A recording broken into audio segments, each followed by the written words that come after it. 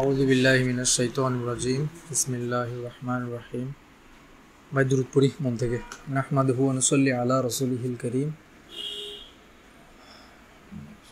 ওয়া আলা আলিহি ওয়া সাহবিহি আজমাইন। আউযু বিল্লাহি মিনাশ শাইতানির রাজিম বিসমিল্লাহির রহমানির রহিম।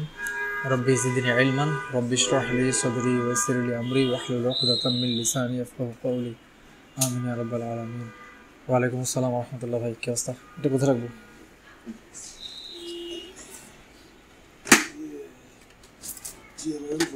আলহামদুলিল্লাহ।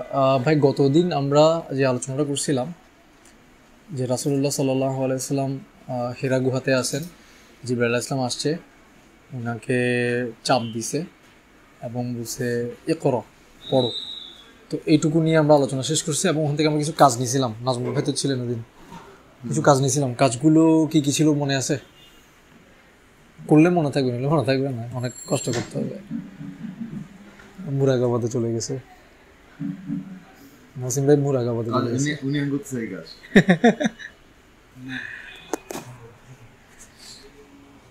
একটা ছিল ভাই, আমরা সত্য স্বপ্ন দেখা নিয়ে কথা ছিল যে আমরা যেন সত্য স্বপ্ন দেখার জন্য আমরা যেন প্রিপেয়ার্ড হই, আমরা যেন সত্যিকারের মুমিন হই যাদেরকে আল্লাহ সত্য স্বপ্ন দান করেন। এটা যেন আমাদের লাইফের একটা গোল হয়, ওরকমভাবে যেন ইমানকে আমরা নার্চার করি। আরেকটা পয়েন্ট ছিল হচ্ছে আমরা যেন আল্লাহকে প্রতিদিন 5 মিনিট হলেও যেন সময় দিই আলাদা করে কথোপকথনের জন্য, মুনাজাত করার জন্য, আল্লাহর সাথে ইনফর্মালি কথা বলার জন্য। এইটা ছিল আরেকটা পয়েন্ট। আর 3 নম্বর একটা পয়েন্ট ছিল, 3 নম্বর পয়েন্টটা ছিল হচ্ছে লিটারেচার। ওয়ালাইকুম আসসালাম। লিটারেচার মানে ভাষা নিয়ে নিজেকে ইমপ্রুভ করা, বিভিন্ন জিনিসপত্র পড়া, আমাদের নেক্সট জেনারেশনকে অন্তত প্রিপেয়ার করা, মানে ভাষার জায়গাটাতে তারা যেন কী হয়, ডেভেলপ হয়। তো এই মেইনলি 3টা পয়েন্টই ছিল। না, নিজের মাতৃভাষা আগে, কারণ যার মাতৃভাষা ঠিক নাই সে অন্য কোনো ভাষাতে আসলে কাবিল হতে পারে না, স্কিল্ড হতে পারে না। মাতৃভাষার দক্ষতা হচ্ছে অর্জন করাটা অন্যান্য সব ভাষায় দক্ষতা অর্জন করার চাইতে সহজ, তো সহজটাই আমরা পারি না। তো ব্রেনের যে ডেভেলপমেন্টটা দরকার লিটারেচার বোঝার জন্য, সেটা মাতৃভাষা থ্রু দিয়ে যারা শুরু করে তাদের জন্য সেকেন্ড ল্যাঙ্গুয়েজ, ফরেন ল্যাঙ্গুয়েজ এগুলো শেখাটা একদম ইজি, বোঝাটা একদম ইজি। তো আরবিক তো ডেফিনেটলি আমাদের জন্য ফরেন ল্যাঙ্গুয়েজ, এটা তো সেকেন্ড ল্যাঙ্গুয়েজও না। সো অ্যারাবিক তো আসলে আরেকটু পরে আসে, মানে আমরা শিখবো, অ্যারাবিক শিখবো না সেটা বলতেছি না, ইংলিশ শিখবো না সেটা বলতেছি না, কিন্তু মেইন ফোকাস হবে প্রথম 7 বছর, জীবনের প্রথম 7 বছর কি বাংলাটাতে স্কিল্ড হওয়া। তো এটা নিয়ে আমরা লম্বা আলোচনা করছিলাম লাস্ট ইয়াতে। আজকের আলোচনাটা হচ্ছে রাসূলুল্লাহ সাল্লাল্লাহু আলাইহি ওয়াসাল্লাম যখন গুহা থেকে, মানে উনি যখন রিসিভ করলেন জিবরাইল আলাইহিস সালামের কাছ থেকে যে আয়াতগুলো উনি রিসিভ করছেন, আয়াতগুলো ছিল হচ্ছে ইকরা, যে পড়ো, ইকরা বিসমি রব্বিকাল্লাযী খলাক। বিসমি মানে হচ্ছে নামে, রব্বিকা মানে তোমাকে যিনি লালন পালন করেন, আল্লাযী খলাক যিনি ক্রিয়েট করেছেন, হ্যাঁ, খলাকাল ইনসানা মিন আলাক যিনি মানুষকে ক্রিয়েট করেছেন আলাক থেকে। ইকরা ওয়া রব্বুকাল আকরাম, ইকরা পড়ো, তোমার রব হচ্ছেন আকরম, মানে তোমার রব হচ্ছে প্রচণ্ড জেনারাস, প্রচণ্ড দয়ালু, প্রচণ্ড উদার, হ্যাঁ, নোবেলিটির অধিকারী। সো এই যে আয়াতগুলো নাজিল হওয়ার পর জিবরাইল আলাইহিস সালাম তো চলে গেছে। এই যে জিবরাইল আলাইহিস সালাম চলে গেছে, এইটাও তো একটা ভয়ের বিষয়। মানে আপনার জন্য রাতের বেলা একজন এসে, আপনি চিনেন না জানেন না, আপনাকে জড়ায় ধরে চাপ দিয়ে 3বার চাপ দিয়ে আপনার জান বাইরে করে ফেলতেছে। ওই সিচুয়েশনের পরে আবার সে আবার নাই হয়ে গেছে, এটার কারণে যে ভয়টা, এই ভয়টা তো ভাই আসলে আনম্যাচড, আনইমাজিনেবল একটা ভয়। তো এই রাতের বেলা, এই অন্ধকার রাতে উনি যে পাহাড়ের উপর, আমরা জানি কিছু ন্যারেশনে কিছু ওলামায়ে কেরাম থেকে কেউ বলছেন যেটা হচ্ছে 27শে রমজান কি নাজিল হয়েছে, কোরআন নাজিল হয়েছে। এখান থেকে আরেকটা পয়েন্ট একটু আমি এই মাত্র মাথায় আসছে চিন্তা করার পর, সেটা হচ্ছে 13, 14, 15 তারিখের দিকে হচ্ছে চাঁদের মানে পূর্ণিমা থাকে, 27 তারিখের দিকে কি থাকে, অমাবস্যা থাকে, রাইট, অন্ধকার থাকে। চিন্তা করেন রাসূল ইসলামের জন্য ওই রাতটা কি ডেঞ্জারাস ছিল, গুটগুটে অন্ধকার, চাঁদ নাই, আর হচ্ছে ট্রাফিক নাই, কিচ্ছু নাই, পাহাড়, গুহা, জিবরাইল আলাইহিস সালাম আসছে, কিছু জিনিস বলছে, হাওয়া হয়ে গেছে, মানে ভয়ের উপর ভয়, বুঝতেছেন। তো ওই রাতে রাসূলুল্লাহ সাল্লাল্লাহু আলাইহি ওয়াসাল্লাম মানে প্রচণ্ড ভয়ে ওনার আসলে জ্বর চলে আসছে, সিভিয়ার জ্বর চলে আসছে। মানে এরকম কোনো ট্রমাটিক এক্সপিরিয়েন্স হলে মানুষের জ্বর চলে আসে অ্যাকচুয়ালি। উনি ওখান থেকে কাঁপতে অনেক কষ্টে উনি পাহাড় থেকে নামছে, এই রাতের বেলাতেই নামছে, কারণ উনি থাকতে পারছে না, এত ভয় পেয়েছে যে আপনি আসলে ওখানে বসে থাকতে পারতেছে না। উনি এই রাতের বেলাতেই কোনো মতে নেমে বিশাল রাস্তা পাড়ি দিয়ে নিজের ঘরে গেছে। ঘরে গিয়ে ওনার তো আবার কি নাই, বাহন নাই এর মধ্যে, কারণ উনি তো এখানে আছে, পাহাড় কন্টিনিউ করতেছে, অনেকদিন তো বাহন রাখবে কোথায়? তাহলে হেঁটে উনি দরজায় নক করছে, কার কাছে গেছে? খাদিজা রাদিয়াল্লাহু আনহার কাছে, নিজের ঘরে। তো খাদিজা রাদিয়াল্লাহু আনহা দরজা খুলছেন। দরজা খোলার পর উনি ভয়ে কাঁপতে কাঁপতে উনি কথা বলতে পারতেছেন, এরকম একটা অবস্থা, অনেক কষ্ট। উনি বলছেন যে জাম্মিলুনি, যে আমাকে কাভার করো, আমাকে কাভার করো, আমি ভয় পাচ্ছি, আমি নিজেকে নিয়ে আশঙ্কা বোধ করছি। তো খাদিজা রাদিয়াল্লাহু আনহা ফার্স্ট থিং যেটা করছে, সাথে সাথে চাদর বা এরকম কিছু এনে ওনাকে কি করছে, আগে জড়াই দিছে, গায়ে জড়াই দিছে। উনি নিজেকে পুরো এভাবে র্যাপ করে উনি বসে কোনো মতে এই ট্রমাটা কাভার দিছে, কাঁপুনিটা কাভার দিছে, এবং কোনো ধাতস্থ হয়েছে, ধাতস্থ হইতে বা নর্মাল হইতে অনেক সময় লাগছে। সেটা সার্টেন টাইম পরে উনি যখন নর্মাল হয়েছে, যখন নর্মাল হয়েছে, কাঁপুনি কমছে, একটু রকম কথাবার্তা বলতে পারতেছে, তখন উনি খাদিজা রাদিয়াল্লাহু আনহার সাথে ওনার কথোপকথন হচ্ছে। কথোপকথনটা হচ্ছে এরকম যে, আমি তো ভয় পাচ্ছি, নিজেকে নিয়ে কি পাচ্ছি, ভয় পাচ্ছি। তো এখান থেকেও একটা জিনিস বোঝা যায় ভাই, সেটা হচ্ছে উনি আসলে সত্য নবী ছিলেন। উনি জানে না ওনার সাথে কি হচ্ছে। এই ঘটনাটা পুরোটাই ওনার জন্য কি আকস্মিক, এবং এই আকস্মিকতার কারণে একটা সাধারণ মানুষ যে ভয়টা পাবে, ভয় চলে, যে জ্বর চলে আসবে, কাঁপুনি চলে আসবে, সবই ওনার, মানে এটা তো আপনি ফেক করতে পারবেন না। জ্বর কাঁপুনিগুলো তো আপনি মানে নাটক করতে পারবেন না। সুবহানাল্লাহ।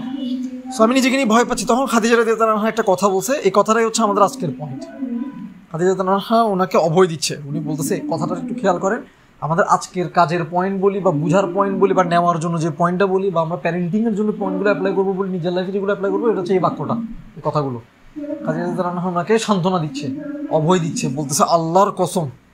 আপনারা বলতে পারেন আল্লাহর কসম কেন বলতেছে, এখনো তো নবুয়ত আসে নাই? কারণ হচ্ছে ওরা তো আগে থেকেও গডে বিলিভ করতো। প্রবলেম ছিল হচ্ছে মক্কাতে, মানে গডে যারা বিলিভ করতো, তারা গডের সাথে আর অনেক কিছুতে বিলিভ করতো। যারা ভগবান বা ঈশ্বরের পূজা করে, মানে এগুলো তো ওয়ার্ড, আল্লাহর জন্য এক একজন এক একটা কালচারে এক একটা নতুন এক একটা নাম আসছে। যেমন ওদের নাম কি, জিউরা গডকে বলে এলোহিম, হিব্রুতে আল্লাহর হচ্ছে ট্রান্সলেশন হচ্ছে কি এলোহিম। ওকে, সো গডের আইডিয়া ছিল, তখনও ছিল। তো খাদিজা রাদিয়াল্লাহু আনহা, রাসূলুল্লাহ সাল্লাল্লাহু আলাইহি ওয়াসাল্লাম, এরকম হাতে গোনা কয়েকটা মানুষ ছিল যারা আল্লাহ ছাড়া কারো পূজা করতো না। হানিফ বলা হয়, আমি এটা আগে একটা আলোচনায় বলছিলাম। হাতে গোনা কিছু মানুষ ছিল মক্কাতে যারা আল্লাহ ছাড়া কারো পূজা করতো না। আবু বকর রাদিয়াল্লাহু আনহু তাদের একজন ছিল। ওয়ারাকা বিন নওফল হচ্ছে খাদিজা রাদিয়াল্লাহু আনহার কাজী, উনি ছিলেন এরকম আরেকজন স্কলার। সো খাদিজা রাদিয়াল্লাহু আনহা বলছে আল্লাহর কসম, আল্লাহর কসম, মানে উনি কি দিচ্ছে, এমফাসিস দিচ্ছে, জোর দিচ্ছে ওনাকে বোঝানোর জন্য। কি বলতেছে? আল্লাহ আপনাকে কখনো অপমানিত করবেন না, লাঞ্ছিত করবেন না। মানে আপনার সাথে যা হচ্ছে উনিও জানে না কি হচ্ছে। তুমি কি বলতেছে? আল্লাহর কসম, এটুকু বুঝতেছি যে আল্লাহ আপনাকে কখনো কি করবে না, অপমানিত করবে না, লাঞ্ছিত করবে না। তারপর কি বলতেছে এর পরের পয়েন্টটা দেখেন, আপনি তো আত্মীয় স্বজনদের সঙ্গে সবসময় ভালো ব্যবহার করেন। আমাদের আজকে পয়েন্ট নাম্বার 1, আপনি তো আত্মীয় স্বজনদের সঙ্গে কি করেন, সদাচরণ করেন, ভালো ব্যবহার করেন। এটা কিন্তু ওয়াইফের সার্টিফিকেট হাজব্যান্ডের জন্য। মানে হাজব্যান্ড হিসেবে উনি এমন ছিলেন যে ওয়াইফ সার্টিফিকেট দিচ্ছে আল্লাহ আপনার সাথে কোনো খারাপ কিছু করবে না, লাঞ্ছিত করবে না, অপমানিত করবে না। সুবহানাল্লাহ। আপনি তো আত্মীয় স্বজনদের সঙ্গে কি করেন, সদাচরণ করেন, ভালো ব্যবহার করেন। এরপর পয়েন্টটা দেখেন, আপনি তো অসহায় দুস্থদের দায়িত্ব বহন করেন। কঠিন কথা কিন্তু ভাই, আপনি অসহায় দুস্থদের কি করেন, দায়িত্ব বহন করেন। আমরা কি করি, 2 টাকা দিই, 10 টাকা দিই, 200 টাকা দিই, দায়িত্ব বহন করি। দুটো কিন্তু দুই জিনিস। তাহলে 2টা পয়েন্ট পাইলাম। কি কি? প্রথমটা কি, আত্মীয় স্বজনদের সদাচরণ করেন। দ্বিতীয়টা কি, অসহায় দুস্থদের কি ভরণ পোষণ, দায়িত্ব বহন করেন। তো ভাই আমরা একটু হামদ করবো আজকে থেকে যে আল্লাহ আমাদেরকে আত্মীয় স্বজনদের মধ্যে রাখছেন। কত ভাই বেরাদার আছে চাইলেও, মানে বিদেশে থাকে, প্রবাসে থাকে, অনেক কষ্টে ওখানে ইনকাম করতেছে, থাকতেছে, তাদের কপালে তারা চাইলেও একটা আত্মীয় স্বজনের বিপদে আপদে দেখা করতে পারে না। বাবাটা মারা গেলে, মাটা মারা গেলে, অসুস্থ হইলে কি করতে পারে না, আসতে পারে না, জানাজাটা পড়তে পারে না। আমাদের কত বড় কপাল যে আমরা বাবা মা টেক কেয়ার করার সুযোগ পাচ্ছি। যাদের বাবা মা চলে গেছে তাদের বাবা মাকে আল্লাহ সুবহানাহু ওয়া তাআলা জান্নাতুল ফেরদৌস নসিব করুন। আর যাদের বাবা মা আছেন, আমরা যেন আমাদের বাবা মাদের কি করি ভাই, টেক কেয়ার করি। একজনও যদি বেঁচে থাকে আমাদের আসলে কপাল, বিরাট কপাল। বাবা মার পরে কি আছে, নিকট আত্মীয় আছে, দূরের আত্মীয় আছে। আমরা যে দেশে আছি আসলে বিরাট, আমাদের হামদ করা উচিত। কেন হামদ করা উচিত? আমরা আত্মীয় স্বজনদের সঙ্গে এই যে সদাচরণ করবো, ভাই থাকতে হবে তো আপনাকে পাশে। বিপদে আপদে তো ভাই আপনি মানে বিভিন্ন সেলিব্রেশনে যাইতে পারতেছেন না, সেটা একটা বিষয়, বিপদে তো যাইতে পারবেন। তাহলে বিপদে কি করবো, আমরা যাওয়ার চেষ্টা করবো। সবার আগে হচ্ছে নিজের কোর ফ্যামিলি, তারপর নিকট আত্মীয়, তারপর দূরের আত্মীয় মেনটেন করবো আমরা, ঠিক আছে? কিন্তু মেনটেন করবো, আমাদের এই তৌফিকটা আছে। সেকেন্ডটা কি বলছে, অসহায় দুস্থদের দায়িত্ব বহন করা। আপনি পুরো পৃথিবীর দায়িত্ব আপনি নিতে পারবেন না। গাজাবাসীর দুঃখ আপনি এখান থেকে কি করতে পারবেন না ভাই, পারতেছেন না। কি পারতেছেন না? মিটাইতে পারতেছেন, আল্লাহ আপনাকে অথরিটি দেয় না, ওই পাওয়ার দেয় নাই। কিন্তু যেখানে আল্লাহ আপনাকে পাওয়ার দিছে ভাই, কোথায় পাওয়ার দিছে বলুন তো? আপনাকে আপনার দিনে চলতে লাগবে 5 টাকা, 5 টাকা জায়গায় আল্লাহ যদি আপনাকে 50 টাকা দিছে বা 10 টাকা দিছে, মানে যা লাগবে তার সাথে আপনার ডাবল আছে হয়তো, আর 2 টাকা বেশি আছে। ওই 2 টাকা দিয়ে ভাই কারো দায়িত্ব নেন। আপনার আত্মীয় স্বজনদের মধ্যে বাড়িতে একটু খোঁজখবর নেন, আগে ক্লোজ আত্মীয়দের খোঁজখবর নেন, তারপর দূরের আত্মীয়দের খোঁজখবর নেন, তারপর কাছের আত্মীয়, দূরের আত্মীয় বাদে প্রতিবেশী টাইপের কিছু মানুষজন আছে, আত্মীয় না কিন্তু সে আপনার বাড়ির আশেপাশে থাকে, গরিব মানুষ, প্রতিবেশী, একটু খোঁজ খবর নেন, পাবেন। এমন আমি এরকম ফ্যামিলি পাইছি ভাই, সুবহানাল্লাহ। মানে তাদের মাসে যদি আপনি তাদেরকে 2000 টাকা দেন, তাদের পুরো মাস চলে যাবে, পুরো মাস চলে যাবে, বিদ্যুৎ বিল, বাজার বিল সব সহ। আপনি একটু খোঁজ খবর নিয়ে 3000 টাকা দেন, আর আপনার সামর্থ্য থাকলে, আমি বাবার জোর করতেছি না, আমার কথা হচ্ছে আমরা যদি আমাদের সামর্থ্য থাকে আমরা একটা টিউশনি বেশি করবো। আমি টিচার মানুষ, আমি টিউশনির কথা বলতেছি কেন, সেটা দিয়ে আমি একটা ফ্যামিলি টেক কেয়ার করবো ভাই। কারণ আল্লাহ তো আমাকে তৌফিক দিছে, আমাকে যে ইনকামটা করার তৌফিক দিছে, সেটা হয়তো ওই ভাইটার তৌফিকটা নাই, তাহলে তার সহায় কি হবে? ইনশাল্লাহ আমি হবো। আল্লাহ তো আমার হাত দিয়ে তাদেরকে সাফ করাবে, আমি আল্লাহ থেকে নিব, মানুষকে দিব। তাই 2টা পয়েন্ট বললাম, প্রথমটা কি আত্মীয় স্বজনের সাথে সদাচরণ করা, দ্বিতীয়টা হচ্ছে অসহায় দুস্থদের দায়িত্ব বহন করা। দেখেন আমি যদি আত্মীয় স্বজনদের দায়িত্ব বহন করি, যারা অসহায় দুস্থ, ডাবল, বুঝতে পারছেন? কিন্তু আমাদের করতে হবে ভাই, আমাদের মুসলিমদের কিন্তু কাজই এগুলো, আমরা এগুলো করতেছি না, আমরা শুধু নিজেদেরকে নিয়ে আসি। আপনি কি মনে করছেন আপনি একজনের এরকম দায়িত্ব নিবেন, আল্লাহ আপনাকে টেক কেয়ার করবে না? আল্লাহ আপনাকে বরকত দিবে না? আপনার সন্তানদেরকে টেক কেয়ার করবে না? আল্লাহ তাদেরকে দেখভাল করবে না? অসুস্থতা দূর করে দিবে না? অবশ্যই দিবে। আপনি এটা আল্লাহ কি আপনার হাতের ওই টাকার প্রতি মুখাপেক্ষী নাকি? আপনি 2 দিবেন, আল্লাহ আপনাকে 2 লাখ দিবে না? কোনো দিবে, উনি তো বলছে উনি দিবে। আরো উত্তম ভাই, আরো উত্তম। একটা এতিম ফ্যামিলি যদি হয়, একটা এতিম বাচ্চা যদি হয়, রাসূলুল্লাহ সাল্লাল্লাহু আলাইহি ওয়াসাল্লাম আসে on the day of judgement পাশাপাশি থাকবে। রাসূলুল্লাহ এটা 2টা আঙ্গুল পাশাপাশি করে দেখাইছে যে আমরা এভাবে থাকবো। সুবহানাল্লাহ। তো ভাই আমরা এগুলো একটু দায়িত্ব নিয়ে চিন্তা করে দিনে দরকার হলে 1 ঘন্টা আমরা ব্যয় করতে পারি এরকম একটা কাজের জন্য। একটা জব করলাম, একটা কিছু একটা করলাম, সেটা দিকে সেটা বাড়তি, সেটা কেন? কাউকে হেল্প করার জন্য করতেই হবে বলতেছি না ভাই, কিন্তু চিন্তা ফিকিরটা আমাদের থাকা উচিত। প্রথম উদ্দেশ্য হচ্ছে আমরা কারো কথা হাত পাতবো না কখনো, এটা একটা প্রথম উদ্দেশ্য, এটা মিটে গেছে, জরুরত মিটে যাচ্ছে। এরপরে যদি একটু এক্সট্রা থাকে ভাই, এটা নিয়ে 2টা ফ্যামিলি, 3টা ফ্যামিলি, 10টা ফ্যামিলি, একদম না পারলাম তো একটা ফ্যামিলি, একটা মানুষ কি করবেন, দায়িত্ব নেবেন এবং এগুলো শেয়ার করবেন। গোপন নিয়ে ভালো, কিন্তু আমাদের বেশি গোপন হয়ে গেছি আমরা ভাই, এত গোপন হয়ে গেছি, আমাদের কোনো ভালো কাজই আর শোনা যায় না, খালি খারাপ কাজগুলো শোনা যায়। এত গোপন হওয়ার দরকার নেই, কারণ দান প্রকাশ্যেও করতে বলছে, অপ্রকাশ্যে অবশ্যই করবেন, গোপন দান অবশ্যই করবেন, কিন্তু প্রকাশ্যে ছেড়ে দিছি, কারণ আমাদের চলটাই নাই। আমি যদি জানি যে জাকারিয়া ভাই যদি 3টা ফ্যামিলি টেক কেয়ার করে, আমার তো গায়ে লাগবে ভাই। গায়রত কি? গায়রত খালি মেয়েদের ব্যাপারে গায়রত? গায়রত মানে কি? আত্মসম্মান বোধ, দিনের ব্যাপারে আত্মসম্মান বোধ, ভালো কাজের ব্যাপারে আত্মসম্মান বোধ। কি ও কেন 2 রাকাত নামাজ পড়ছে, আমি 4 রাকাত নামাজ পড়বো? ও 2টা ফ্যামিলি কেন টেক কেয়ার করে, আমি 4টা ফ্যামিলি টেক কেয়ার করবো? কিন্তু আসলে আলোচনা না হলে তো আসবে না। এগুলো বলিয়ে নিয়তটা কি হবে, আরো যাতে আরো 2টা ফ্যামিলি যেতে সাহায্য করে। এখন যদি করেন এটা বলবেন, ঠিক আছে ভাই? আচ্ছা, এটা গেল কয়টা পয়েন্ট বলছি ভাই? 2টা পয়েন্ট বলছি। এরপর বলছে তিনি নিঃস্বকে সহযোগিতা করেন। নিঃস্বকে কি করেন? সহযোগিতা করেন। আসসালামু আলাইকুম। তাই 3টা পয়েন্ট পেলাম। 4 নাম্বার পয়েন্ট, মেহমানের সেবা যত্ন করেন, গেস্টদেরকে আপ্যায়ন করেন, সেবা যত্ন করেন, ঠিক আছে? 5 নাম্বার, দুর্দশাগ্রস্তকে সাহায্য করেন। তাহলে ওভারঅল আমরা যদি পয়েন্টগুলোকে জট ডাউন করি, 5টা পয়েন্ট বলছি না, এখানে কিন্তু পয়েন্ট কমে আসবে। হ্যাঁ, আবার বলতেছি, একটা হচ্ছে নিঃস্বকে হেল্প করেন। নিঃস্ব মানে কি? কাছাকাছি তো। নিঃস্বকে হেল্প করেন, একটা হচ্ছে দায়িত্ব বহন করেন, একটা হচ্ছে নিঃস্বকে হেল্প করেন, 2টার মধ্যে তফাৎ আছে।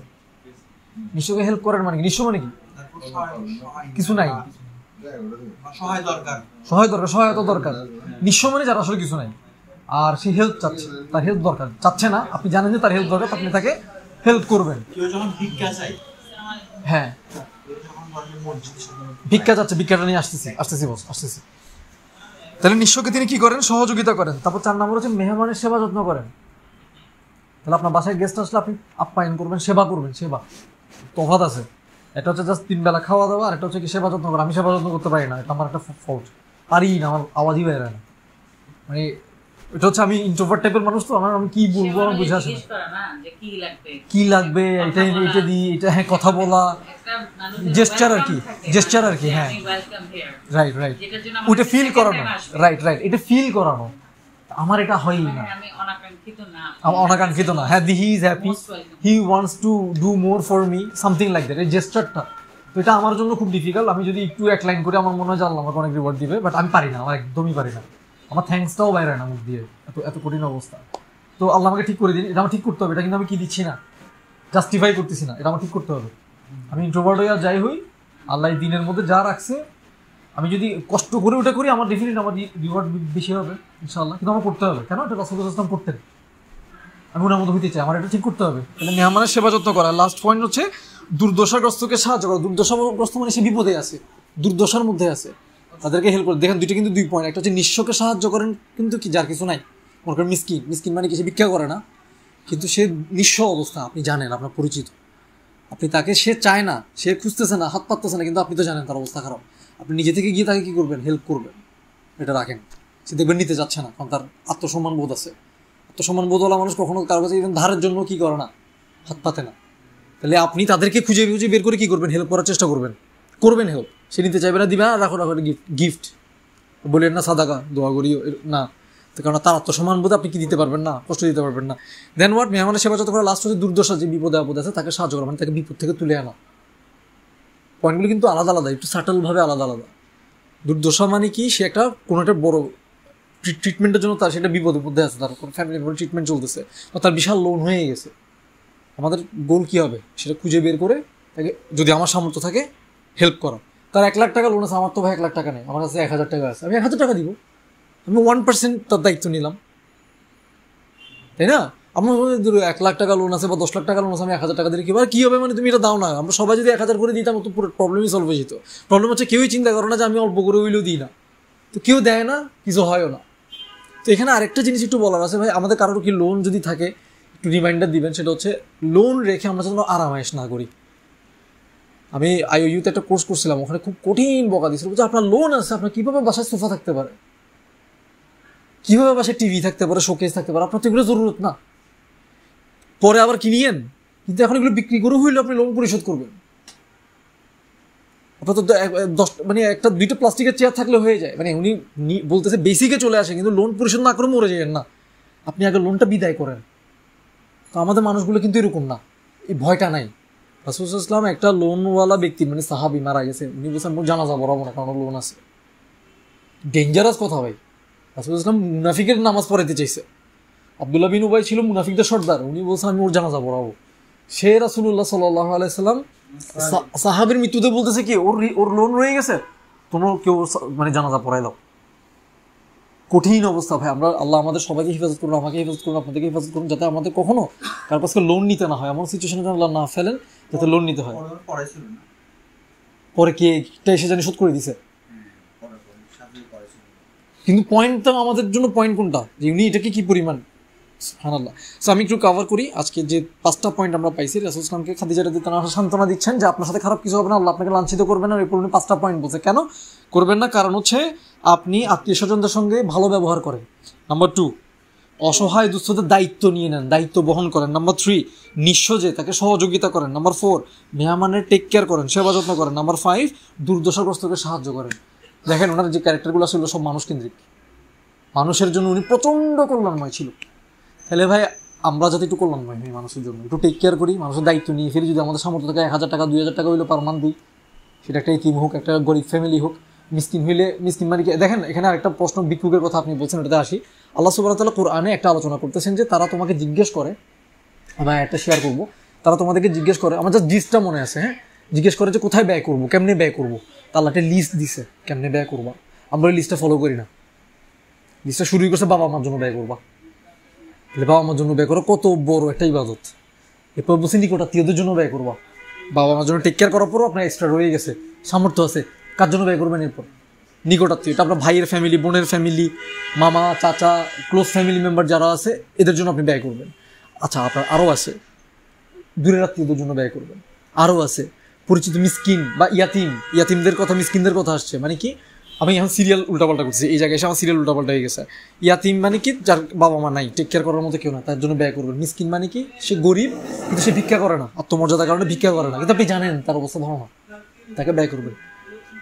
মুসাফিরের কথা আসছে এরপর। মুসাফির মানে ট্রাভেল করতেছে, টাকা পয়সা নাই, সমস্যায় আছে, বা তখন তার জন্য ব্যয় করবেন। সম্ভবত সবার লাস্টে আসছে নাকি আসে নাই আমি ভুলে গেছি, ভিক্ষুকদের কথা আসছে, মনে হয় আসেও নাই, আমি শিওর না, আমি একটু আয়াতটা দেখে আপনাদেরকে দিব। কারণ ভিক্ষুককে, একটা অচেনা ভিক্ষুককে দান করা সহজ, চিনেন না, কিন্তু আত্মীয় স্বজনের খোঁজ খবর নিয়ে নিয়ে নিয়ে নিয়ে নিয়ে এদেরকে কমিউনিটি মেনটেন করা, তাদেরকে টেক কেয়ার করাটা কঠিন, আমাদের দায়িত্ব কিন্তু এটা। ঠিক আছে ভাই, ইনশাআল্লাহ। সুবহানাকাল্লাহুম্মা ওয়া বিহামদিক, আশহাদু আল্লা ইলাহা ইল্লা আনতা, আস্তাগফিরুকা ওয়া আতুবু ইলাইক।